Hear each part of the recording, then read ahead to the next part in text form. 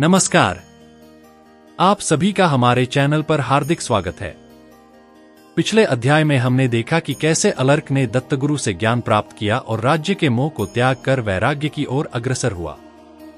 इस अध्याय में हम जानेंगे कि अलर्क, सुबाहु और काशी नरेश का भविष्य में क्या निर्णय होता है और वे किस तरह दत्तगुरु के आशीर्वाद से अपने जीवन का मार्ग तय करते हैं।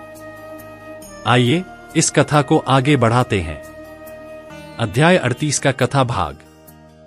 दत्त से विदा लेकर अलर्क राजधानी पहुंचा।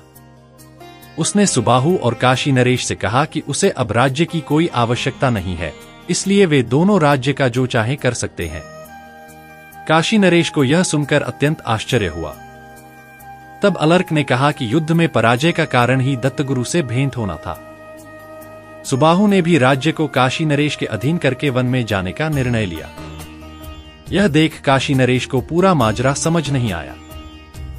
सुबाहु ने उन्हें स्पष्ट करते हुए कहा कि वह इसीलिए आया था ताकि संसार में डूबे हुए अपने भाई अलर्क को सच्चे सुख की प्राप्ति करा सके। चूंकि उसका उद्देश्य पूरा हो चुका था, अब उसे यहां रुकने का कोई कारण नहीं था। इस पर काशी नरेश ने सुबाहु से भी प्रार्थना की कि वे उसे भी मुक्ति का मार्ग दिखाएं। सुबाहु ने उपदेश दिया कि इस राह में राज्य का त्याग करना होगा। अलर्क को तो अपने गुरु के प्रश्न मात्र से ज्ञान प्राप्त हो गया था, जो एक दुर्लभ संयोग था और उसकी मां के पुण्य के कारण संभव हुआ। लेकिन बाकी सभी के लिए कठोर तपस्या आवश्यक है, जिसके लिए एकांत में रहकर सभी मोहों का त्याग करना होता है।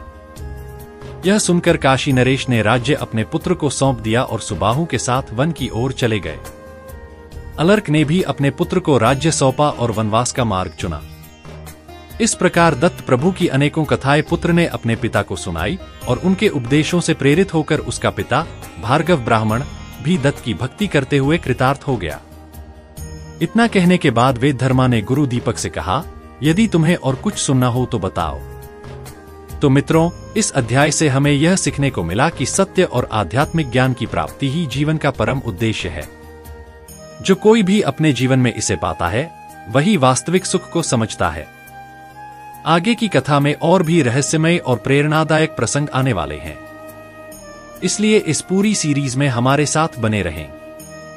हमारे चैनल को सब्सक्राइब करें, कमेंट करें और इस कथा को अधिक से अधिक लोगों तक पहुंचाने के लिए शेयर करें, ताकि दत्तगुरु का आशीर्वाद सबको प्राप्त हो और उनके दिव्य संदेश हर किसी के हृदय में गूंजे।